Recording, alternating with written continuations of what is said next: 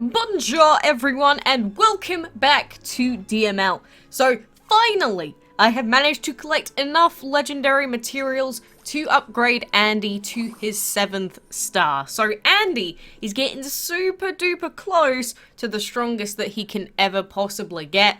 Honestly, getting to the 8th star is going to be very expensive in terms of trinkets and materials, but we have finally done it. And this 7th enchantment star should actually be enough to allow us to beat the final boss in DML in heroic mode. So Nidhogg in heroic mode, I believe, is around about level 116, which is pretty insane. And this fight here, level 101 dragons, one of them being a Hathor, is really, really tough. So we went ahead and enabled the Clan Dragon's power for Gravelis because he is super good. We have training on Andy, and you'll see that we barely do any damage to these dragons still, but we are going to shadow this Hathor dragon up here because he is by far the biggest threat on this team. So I don't think the Dragon Fury Essence is completely necessary, and we probably could do it without using 3 lots. But I think it's better just to make sure that we actually finish off the fight rather than wasting any Dragon Fury. So what do we want to do? Do we want to bless? Nah, I think we're just going to attack this Hathor dragon. If we can just one turn demolish this Hathor dragon, this fight is easy peasy lemon squeezy. So let's have a look. Let's have a look. Yeah, he should die to that, right? I'm not going crazy. He's definitely gonna die. Sweet! So yeah, 3 lots of Dragon Fury Essence might be a little bit overkill there, but this fight is finally done.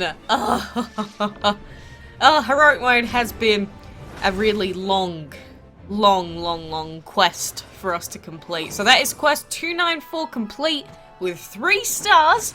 So we got a ton of resources from that. And final boss is Malice Striker. So Malice Striker is a very strong dragon, although it is basically a worse version of the Pangu because it is a legendary earth and plant dragon. But the fact that Nidhogg or Malice Striker here has plant is the main problem because his plant may be able to one-shot our dragons. I mean, it's gonna one-shot our Lantern Dragon there if we're given the chance. So that is why Gravelis's Clan Dragon power has been so good to us. Because the first tick of damage that dragon takes doesn't even kill it. Which means that we get an extra turn of Dragon Fury Essence, an extra turn where he's gonna get, well, targeted sometimes. So, I mean, there are multiple different Clan Dragon powers you can use, but I've found Gravelis to be the most useful, especially in this new Divine Campaign map. But hey, everyone has their own things, and he missed! Woo! Sweet, so that should be a completed heroic mode. Nice. Well, that took like 3 months too long, but there you go. Malice Striker is dead. So then it says heroic mode masters, or mastered. Congratulations, you have mastered Dragonlandia's toughest challenge. So we have done heroic mode before, but this is the first time we've ever completed it with the extended map. And as our reward for completing that, we get the legendary Ribbon Dragon. So this Ribbon Dragon, I have mentioned it before, but he's actually a pretty good dragon, and he is an exception dragon at that. So if you need a plant and light dragon, he's a pretty good dragon overall. We got some pretty decent loot out of this fight as well.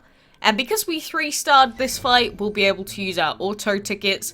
And we got a Heroic Conqueror badge as well. So we get a ton of stuff for actually completing heroic mode here. So, woof! I'm just happy that we finally got it done.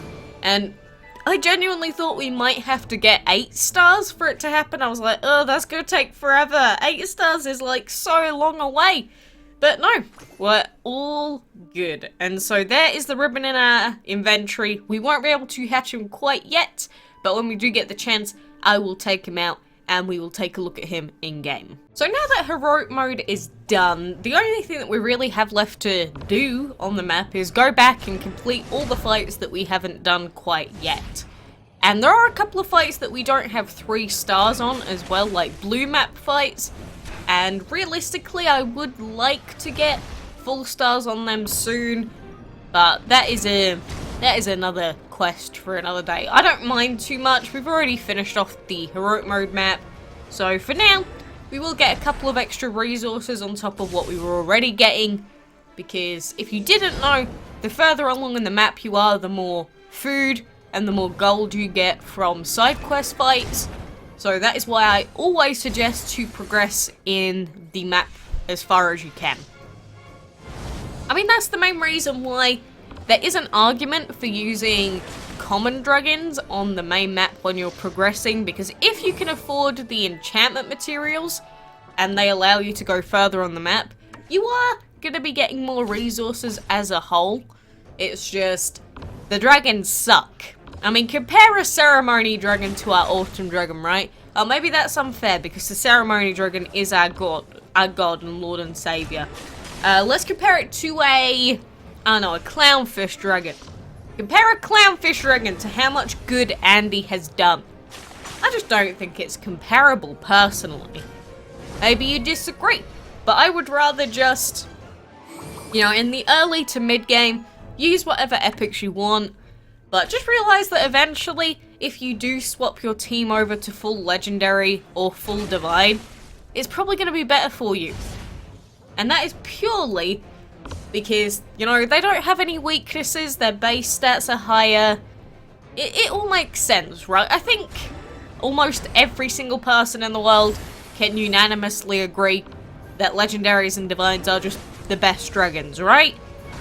The question is whether it's worth investing into those dragons for you personally, and I just think it's worth it for everyone. I think it's just a good idea as a whole. And I don't think we're going to 3-star this fight. Yeah, because of Saini dying there, I think we're only going to get 2 stars, but at least we gave it a try, right? We gave it our best shot.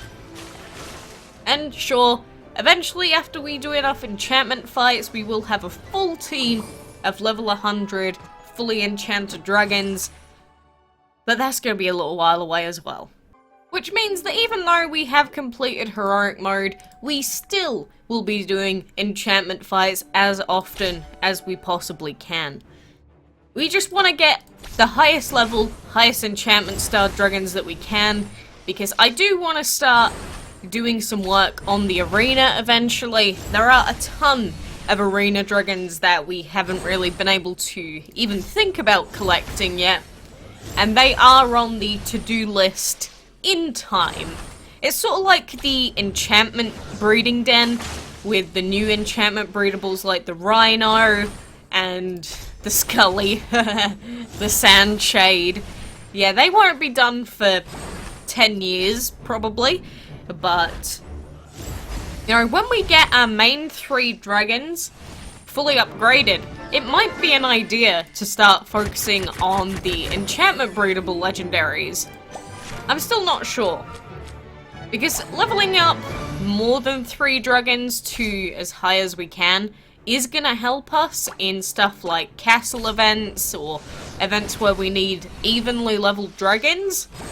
But at the same time, I've wanted to start breeding for the Rhino since it was released, and I don't know, there's just a lot of choice of things that you can do in DML. Like, you can do endless enchantment fights, you can focus on doing the dungeon, you can focus on arena stuff or enchantment stuff. I guess we just gotta choose at the end of the day. And I don't know, I barely managed to choose what we were doing with our team, never mind anything else.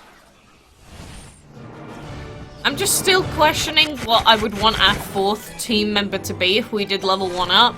Because obviously we've got Loki, who's just a good dragon and a better version of Andy. We have Odin, who does have some interesting, does have an interesting element for the team because energy can be really useful. We could just level up a completely different dragon that has, like, I don't know, energy and void or something, if we want to cover more elemental bases, but I don't know. It's all way ahead in the future planning. Who knows? Maybe the next update that comes out in DML this week might change everything. Maybe they're gonna bring out 18 exception dragons for all we know. I guess we should probably wait to see what happens until that new update actually comes out. Because realistically, again, there have been updates in the past where that has completely changed how we do things in general in the game. So it might be a good idea. But I'm just so antsy. I'm too antsy for my pantsy. I just want to get everything done. I want everything sorted, finished. Maybe I'm just looking too far into the future for now.